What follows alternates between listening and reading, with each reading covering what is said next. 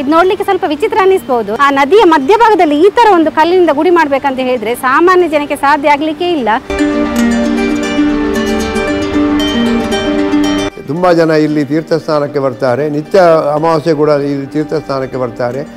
ಆಗ ಪಿಂಡ ಪ್ರದಾನಾದಿಗಳನ್ನು ಪಿತೃಮೋಕ್ಷಗಳನ್ಗಾಗಿ ಇಲ್ಲಿ ಬರ್ತಾರೆ.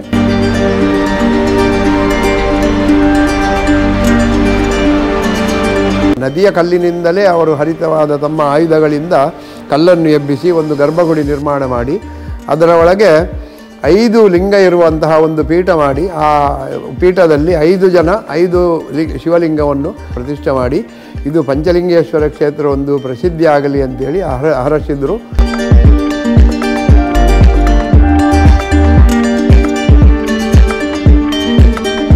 ನಮಸ್ತೆ ಫ್ರೆಂಡ್ಸ್, ನಾನಿವತ್ತು ನಿಮ್ಮನ್ನು ಒಂದು ವಿಶಿಷ್ಟವಾದ ಕ್ಷೇತ್ರಕ್ಕೆ ಕರ್ಕೊಂಡು ಬಂದಿದ್ದೇನೆ. ಇಲ್ಲಿಗೆ ಉಂಟಲ್ಲ ಮೋಕ್ಷ ಪ್ರಧಾನ ಕ್ಷೇತ್ರ ಅಂತ ಹೇಳಿ ಹೆಸರು. ನೋಡಿ, ಶ್ರೀ ಪ್ರಕಾರ ಪಂಚಲಿಂಗೇಶ್ವರ ದೇವಸ್ಥಾನ. 12 ಕನ್ಯೆಯರುಂಟಲ್ಲ ನೀರಾಗಿ ಹರಿದಂತಹ ಕ್ಷೇತ್ರ ಇದು. ತುಂಬಾ ವಿಶಿಷ್ಟವಾಗಿದೆ. 12 ಕವಲು ಅಂತೇಳಿ ಹೆಸರುಂಟು. ಹಾಗಾದರೆ ದೇವಸ್ಥಾನದ ಒಳಗೆ ಹೋಗಿ ದೇವರ ದರ್ಶನ ಮಾಡಿಕೊಂಡು ಇಲ್ಲಿನ ಹೆಚ್ಚಿನ ವಿವರಗಳನ್ನು ತಿಳಿದುಕೊಳ್ಳುವ. ಯಾರಾದರೂ ನಮ್ಮ ಕರಾವಳಿ ಮಿರರ್ ಚಾನಲ್ ಹೊಸಬ್ರು ನೋಡ್ತಾ ಇದ್ದರೆ ಸಬ್ಸ್ಕ್ರೈಬ್ ಮಾಡಿ. ಹಾಗೆಯೇ ಫೇಸ್ಬುಕ್ ಮತ್ತು ಇನ್ಸ್ಟಾಗ್ರಾಮಲ್ಲಿ ಪೇಜ್ ಇದೆ, ಅದನ್ನು ಕೂಡ ಫಾಲೋ ಮಾಡಿ. ವಿಡಿಯೋ ಸ್ಟಾರ್ಟ್ ಮಾಡುವ. ನಾನು Asha Udupa Kateel. Welcome back to Karavali mirror. ದೇವಸ್ಥಾನಕ್ಕೆ ಒಳಗೆ ಬರಬೇಕಾದ್ರೆ ಸ್ವಾಗತ ಗೋಪುರ ಎಲ್ಲ ಏನು ಕಾಣಲಿಕ್ಕೆ ಸಿಗುವುದಿಲ್ಲ. ನೋಡಿ, ಈ ಕಡೆ ಸೈಡಲ್ಲಿರುವಂತಹ ರೋಡ್ನ ಪಕ್ಕದಲ್ಲೇ ಇದೆ ನಮ್ಮ ದೇವಸ್ಥಾನ.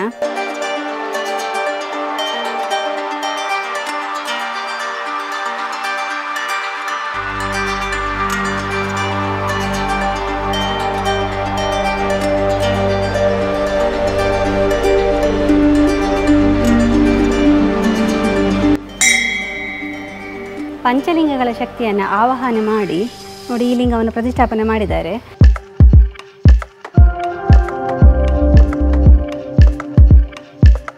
ಗರ್ಭಗುಡಿಯ ಬಲಭಾಗಕ್ಕೆ ಗಣಪತಿ ದೇವರ ಸಾನ್ನಿಧ್ಯ ಇದೆ.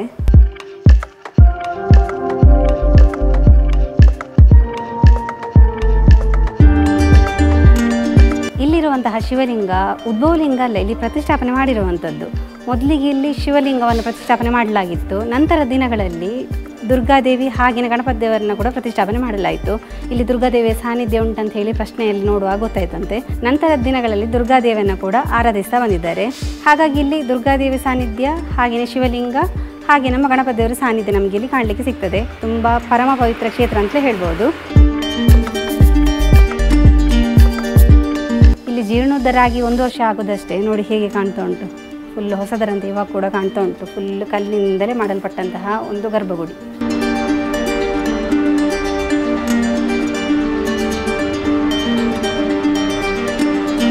ದುರ್ಗಾದೇವಿ ಅಮ್ಮನವರ ಸಾನ್ನಿಧ್ಯ ನೋಡಿ.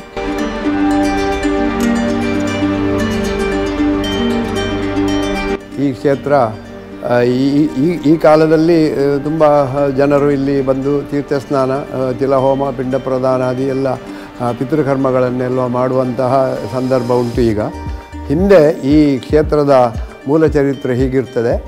ಹೇಗೆಂದರೆ ತ್ರೇತಾಯುಗದಲ್ಲಿ ಮೃಕಂಡು ಮುನಿಯು ಈ ನದಿ ಮಧ್ಯಭಾಗದಲ್ಲಿರುವ ಕುದುರಿನಲ್ಲಿ ತಪಸ್ಸು ಮಾಡಿದರು.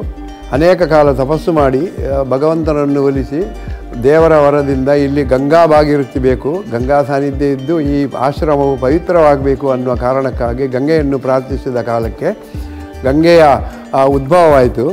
ಆ ಸಮಯದಲ್ಲಿ ಈ 12 ಜನ ಗಂಧರ್ವ ಕನ್ಯೆಯರು, ಫಲ್ಗುಣಿ, ನಂದಿನಿ, ಪುಲೋಮಿ ಇತ್ಯಾದಿ ಅವರ ಹೆಸರುಗಳಿತ್ತು.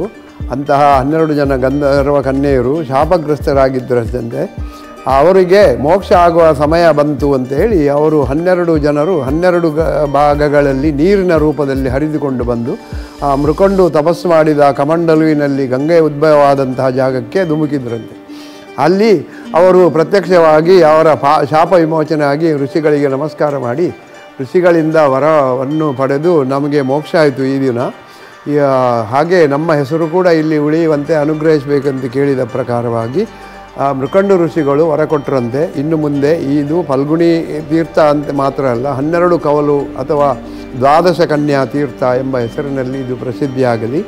ಇಲ್ಲಿ ತೀರ್ಥ ಸ್ನಾನ ಮಾಡಿದವರಿಗೆ ಎಳ್ಳಮಾವಾಸ್ಯೆಯ ದಿವಸ 1 ದಿನ ಸ್ನಾನ ಮಾಡಿದರು. ಇಡೀ ವರ್ಷ ಗಂಗಾ ಸ್ನಾನದ ಫಲ ಇಲ್ಲಿ ಲಭಿಸಲಿ ಅಂತೇಳಿ ಗಂಗೆಯನ್ನು ಆಶೀರ್ವಾದ ಕೊಟ್ಟು ಕಾಲಕ್ರಮೇಣ ಈ ಮುಂದೆ ದ್ವಾಪರ ಯುಗವರೆಗೂ ಅದೇ ರೀತಿಯಲ್ಲಿ ಇಲ್ಲಿ ಗಂಗಾ ಸಾನ್ನಿಧ್ಯ ಇದ್ದು ಜನರು ದೂರದ ಊರಿಂದ ಬಂದು ಒಂದು ದಿವಸ ತೀರ್ಥಸ್ನಾನ ಮಾಡಿ ಹೋಗ್ತಿದ್ರು.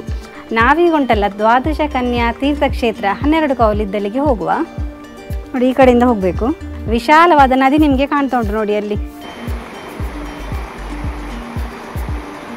12 ಕವಲಾಗಿ ಹರಿದಿದೆ, ಅದನ್ನೀಗ ಹೋಗಿ ನೋಡುವ. ನೋಡಿ ಅಲ್ಲಿರೋದೆ ನಮ್ಮ ದೇವಸ್ಥಾನ. ದೇವಸ್ಥಾನದ ಪಕ್ಕಕ್ಕೆ ಒಂದು ಕವಲು ಸ್ಟಾರ್ಟ್ ಆಗಿದೆ ನೋಡಿ. ಹೀಗೆ ಈ ಥರದ್ದೇ ಕವಲು ಇಲ್ಲಿ 6 ಇದೆ. ಅದರ ನಂತರ ಮಧ್ಯದಲ್ಲಿ ಮೂಲ ಸ್ಥಾನ ಇದೆ. ಅದರ ಆ ಕಡೆ ಮತ್ತೆ 6 ಕವಲಿದೆ. ಹಾಗೆ ಒಟ್ಟು ಸೇರಿ 12 ಕವಲು ಆಗಿರುವಂಥದ್ದು. ನೋಡಿ ಈ ಫಸ್ಟ್ ಕವಲಲ್ಲಿ ನಾವೀಗ ಹೋಗ್ತಾ ಇದ್ದೇವೆ. ನೋಡಿ ನಾವು ಬಂದ ಟೈಮ್ ಸರಿ ಇದೆ, ಅಂದರೆ ಫುಲ್ ನೀರು ಕೂಡ ಇಲ್ಲ, ತುಂಬ ನೀರು ಬತ್ತಿಲ್ಲ ನೋಡಿ, ಹದ ಇದೆ, ಹೋಗ್ಬೋದು. ತುಂಬ ಮಳೆಗಾಲಕ್ಕೆ ಬಂದು ಇಲ್ಲೆಲ್ಲ ಹೋಗ್ಲಿಕ್ಕೆ ಆಗೋದಿಲ್ಲ. ನೋಡಿ ವಿಶಾಲವಾದ ನದಿ, ನೀರು ನೋಡಿ ಅಂತೆ, ಗಂಗೆಯಷ್ಟೇ ಪವಿತ್ರವಾದ ನೀರು.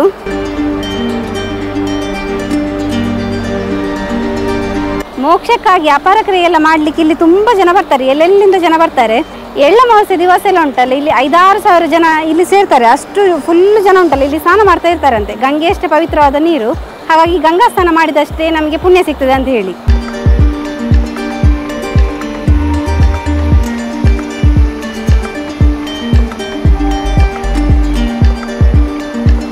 ಕಾಲಕ್ರಮೇಣ ಪಾಂಡವರು ದಕ್ಷಿಣ ಭಾರತಕ್ಕೆ ಎಲ್ಲ ಅವರ ಪ್ರಯಾಣವನ್ನು ಮಾಡಿದ ಸಮಯದಲ್ಲಿ ಈ ಕ್ಷೇತ್ರಕ್ಕೂ ಅವರು ಬಂದಿದ್ದರು. ಈ ಕ್ಷೇತ್ರಕ್ಕೆ ಬಂದು ನದಿ ಮಧ್ಯದಲ್ಲಿರುವ ಆ ಪವಿತ್ರವಾದ ಜಾಗವನ್ನು ತಿಳಿದು ಇಲ್ಲಿ ಶಿವ ಸಾನ್ನಿಧ್ಯದ ಅಗತ್ಯವಿದೆ ಎಂದು ತಿಳಿದು ಅವರು ಅಲ್ಲಿಯೇ ನದಿಯ ಮಧ್ಯದಲ್ಲಿಯೇ ಅಲ್ಲಿಯ ನದಿಯ ಕಲ್ಲಿನಿಂದಲೇ ಅವರು ಹರಿತವಾದ ತಮ್ಮ ಆಯುಧಗಳಿಂದ ಕಲ್ಲನ್ನು ಎಬ್ಬಿಸಿ ಒಂದು ಗರ್ಭಗುಡಿ ನಿರ್ಮಾಣ ಮಾಡಿ ಅದರ ಒಳಗೆ 5 ಲಿಂಗ ಇರುವಂತಹ ಒಂದು ಪೀಠ ಮಾಡಿ ಆ ಪೀಠದಲ್ಲಿ 5 ಶಿವಲಿಂಗವನ್ನು ಸದ್ಯೋಜಾತ, ವಾಮದೇವ, ಅಘೋರ, ತತ್ಪುರುಷ, ಈಶಾನ ಎಂಬ 5 ಲಿಂಗಗಳನ್ನು ಪ್ರತಿಷ್ಠೆ ಮಾಡಿ ಇದು ಪಂಚಲಿಂಗೇಶ್ವರ ಕ್ಷೇತ್ರ ಒಂದು ಪ್ರಸಿದ್ಧಿಯಾಗಲಿ ಅಂತೇಳಿ ಹರಸಿದ್ರು. ಕಾಲಕ್ರಮೇಣ ಅವರು ಸ್ವಲ್ಪ ಸಮಯ ಇಲ್ಲಿ ಉಳಿದು ಮುಂದೆ ಇಲ್ಲಿಂದ ದಕ್ಷಿಣ ಭಾರತಕ್ಕೆ ಪುನಃ ದಕ್ಷಿಣ ಭಾಗಕ್ಕೆ ಇಲ್ಲಿಂದ ಪ್ರಯಾಣಿಸಿದರು ಅನ್ನುವ ಇತಿಹಾಸ ಉಂಟು. ತದನಂತರ ಇದು ದಿನದಿಂದ ದಿನಕ್ಕೆ ಇಲ್ಲಿ ಕೇವಲ ಶಿವ ಸಾನ್ನಿಧ್ಯ ನದಿಯ ಮಧ್ಯದಲ್ಲೇ ಇದ್ದದ್ದರಿಂದ ಇಲ್ಲಿಯ ಊರಿನ ಜನರಿಗೆ ಇಲ್ಲಿ ತೀರ್ಥಸ್ನಾನಕ್ಕೆ ಕಷ್ಟ ಆಗ್ತಿತ್ತು. ನದಿಯಲ್ಲಿ ಬಹಳ ನೆರೆ ಬರ್ತಾ ಇದ್ದು ದೇವರಿಗೆ ಒಂದೇ ದಿವಸ ಪೂಜೆ ಅಂತೇಳಿ ತಿಳಿದು ನಿತ್ಯ ಪೂಜೆ ಆಗಬೇಕು ಅನ್ನೋ ಕಾರಣಕ್ಕಾಗಿ ಯಾರೋ ಪೂರ್ವಿಕರು 2500 ವರ್ಷದ ಹಿಂದೆ ನಮಗೆ ಅಷ್ಟಮಂಗಲದಲ್ಲಿ ಹೇಳಿದ ಪ್ರಕಾರ 2500 ವರ್ಷ ದಾಟಿತು. ಅವರು ಇಲ್ಲಿ ನಿತ್ಯ ಪೂಜೆ ಆಗಬೇಕು ಈಶ್ವರನಿಗೆ ಅಂಥೇಳಿ 5 ಲಿಂಗಗಳ ಶಕ್ತಿಯನ್ನು ಒಂದೇ ಲಿಂಗಕ್ಕೆ ಆವಾಹನೆ ಮಾಡಿ ಈಗ ಇರುವ ಈ ದೇವಸ್ಥಾನದಲ್ಲಿ ಪಂಚಲಿಂಗೇಶ್ವರ ಎಂಬ ಹೆಸರಿನಿಂದ ಒಂದು ಲಿಂಗವನ್ನು ಪ್ರತಿಷ್ಠೆ ಮಾಡಿ ಪೂಜಿಸ್ತಾ ಬಂದಿದ್ದರಂತೆ. ತುಂಬ ಜನ ಇಲ್ಲಿ ತೀರ್ಥಸ್ನಾನಕ್ಕೆ ಬರ್ತಾರೆ. ನಿತ್ಯ ಅಮಾವಾಸ್ಯೆ ಕೂಡ ಇಲ್ಲಿ ತೀರ್ಥಸ್ನಾನಕ್ಕೆ ಬರ್ತಾರೆ. ತಲೆಯಾಗ ಪಿಂಡ ಪ್ರದಾನಾದಿಗಳನ್ನು ಪಿತೃಮೋಕ್ಷಗಳನ್ಗಾಗಿ ಇಲ್ಲಿ ಬರ್ತಾರೆ. ಈಗ ಇತ್ತೀಚೆಗೆ ಈ ದೇವಸ್ಥಾನ ತುಂಬ ಅಭಿವೃದ್ಧಿ ಆಯಿತು. ಇಲ್ಲಿ ದೇವಿ ಸಾನ್ನಿಧ್ಯ ಮತ್ತು ಗಣಪತಿ ಸಾನ್ನಿಧ್ಯ ಬಿಟ್ಟು ಹೋದ ಕಾರಣ ಅದನ್ನು ಕೂಡ ಪ್ರತಿಷ್ಠೆ ಮಾಡಿ ಈಗ ಪಂಚಲಿಂಗೇಶ್ವರ ಪೂರ್ಣ ಕ್ಷೇತ್ರವಾಗಿ ಈಗ ನಡೀತಾ ಉಂಟು. ಈಗ 1 ವರ್ಷ ಆಯಿತಷ್ಟೇ ಬ್ರಹ್ಮಕಲಶ ಆಗಿ. ಇನ್ನು ಮುಂದೆ ಕೂಡ ಒಳ್ಳೆ ಬೆಳಗುತ್ತದೆ ಇದು ಅಂತೇಳಿ ಅಷ್ಟಮಂಗಲದಲ್ಲಿ ತಿಳಿಸಿದ್ದಾರೆ. ನೋಡಿ ಇವಾಗ ನಾವು ಪಂಚಲಿಂಗಗಳಿರುವ ಮೂಲಸ್ಥಾನಕ್ಕೆ ಹೋಗ್ತಾ ಇದ್ದೇವೆ. ಇಡೀ ನದಿಯ ಮಧ್ಯಭಾಗದಲ್ಲಿ ಈ ಗುಡಿ ಉಂಟು ನೋಡಿ. ಇಲ್ಲಿ ಪಂಚಲಿಂಗಗಳಿರುವ ಮೂಲಸ್ಥಾನ ಇದು.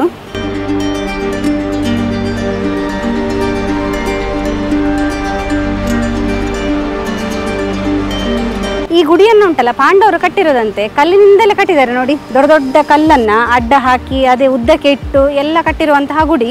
ಇಲ್ಲಿ ಪಂಚಲಿಂಗಗಳಿದ್ದು ದಿನಾಲು ಬಂದುಂಟಲ್ಲ ಈ ಲಿಂಗಗಳಿಗೆ ಅಭಿಷೇಕ ಎಲ್ಲ ಮಾಡಲಿಕ್ಕೆ ಆಗುದಿಲ್ಲ, ಪೂಜೆ ಮಾಡಲಿಕ್ಕೆ ಆಗುದಿಲ್ಲ ಅನ್ನೋ ಉದ್ದೇಶಕ್ಕಾಗಿ ನಮ್ಮಲ್ಲಿ ಪಂಚಲಿಂಗೇಶ್ವರ ದೇವಸ್ಥಾನಕ್ಕೆ ನಾವು ಹೋಗಿದ್ದೇವೆ ನೋಡಿ. ಅಲ್ಲಿ ಆ ಲಿಂಗವನ್ನು ಪ್ರತಿಷ್ಠಾಪನೆ ಮಾಡಿದ್ದಾರೆ. ಹಾಗಾಗಿ ಅಲ್ಲಿ ಪಂಚಲಿಂಗೇಶ್ವರ ದೇವಸ್ಥಾನ ಅಂತ ಹೇಳಿ ಹೆಸರು ಬಂದಿರೋದು ಆ ದೇವಸ್ಥಾನಕ್ಕೆ. ಇದು ನೋಡಲಿಕ್ಕೆ ಸ್ವಲ್ಪ ವಿಚಿತ್ರ ಅನ್ನಿಸ್ಬೋದು. ಯಾಕಂತ ಹೇಳಿದ್ರೆ ನೀವು ಬರುವಾಗ ನೋಡಿರ್ಬೋದು ಎಷ್ಟು ವಿಶಾಲವಾದ ನದಿ. ಆ ನದಿಯ ಮಧ್ಯಭಾಗದಲ್ಲಿ ಈ ಥರ ಒಂದು ಕಲ್ಲಿನಿಂದ ಗುಡಿ ಮಾಡಬೇಕಂತ ಹೇಳಿದ್ರೆ ಸಾಮಾನ್ಯ ಜನಕ್ಕೆ ಸಾಧ್ಯ ಆಗಲಿಕ್ಕೆ ಇಲ್ಲ. ಇದು ದೈವಿ ಪುರುಷರೇ ಮಾಡಲಿಕ್ಕೆ ಇರಬೇಕು. ಯಾಕಂತ ಹೇಳಿದ್ರೆ ಈ ಥರ ಎಲ್ಲ ಮಾಡಲಿಕ್ಕೆ ನಮಗಂತೂ ಸಾಧ್ಯನೇ ಇಲ್ಲ. ನೋಡಿದ್ರಲ್ಲ ಫ್ರೆಂಡ್ಸ್, ನಮ್ಮ ಪಂಚಲಿಂಗೇಶ್ವರ ದೇವಸ್ಥಾನ ಹಾಗೆಯೇ ದ್ವಾದಶ ಕನ್ಯಾ ತೀರ್ಥಕ್ಷೇತ್ರ 12 ಕವಲು ಯಾವ ರೀತಿ ಇತ್ತು ಅಂತ ಹೇಳಿ ತುಂಬಾ ವಿಶಿಷ್ಟವಾಗಿತ್ತು. ಈ ದೇವಸ್ಥಾನಕ್ಕೆ ನೀವು ಬರಲಿಕ್ಕೆ ಆದರೆ ತಪ್ಪದೆ ಬನ್ನಿ. ನಾವು ಈ ದೇವಸ್ಥಾನದ ಎಕ್ಸಾಕ್ಟ್ ರೂಟ್ ಮ್ಯಾಪನ್ನು ನಮ್ಮ ಯೂಟ್ಯೂಬ್ ಡಿಸ್ಕ್ರಿಪ್ಷನ್ ಬಾಕ್ಸಲ್ಲಿ ಹಾಕಿರ್ತೇವೆ, ಅದನ್ನು ತಪ್ಪದೆ ಚೆಕ್ ಮಾಡಿಕೊಳ್ಳಿ. ಯಾರಾದರೂ ನಮ್ಮ ಕರಾವಳಿ ಮಿರರ್ ಚಾನಲ್ ಹೊಸಬರು ನೋಡ್ತಾ ಇದ್ದರೆ ಸಬ್ಸ್ಕ್ರೈಬ್ ಮಾಡಿ. ಹಾಗೆಯೇ ಫೇಸ್ಬುಕ್ ಮತ್ತು ಇನ್ಸ್ಟಾಗ್ರಾಮಲ್ಲಿ ಪೇಜ್ ಇದೆ, ಅದನ್ನು ಕೂಡ ಫಾಲೋ ಮಾಡಿ. ನಾವು ಇಂಟ್ರೆಸ್ಟಿಂಗ್ ವಿಡಿಯೋದೊಂದಿಗೆ ಮುಂದೆ ಸಿಗ್ತಾ ಇರ್ತೇವೆ. Thank you.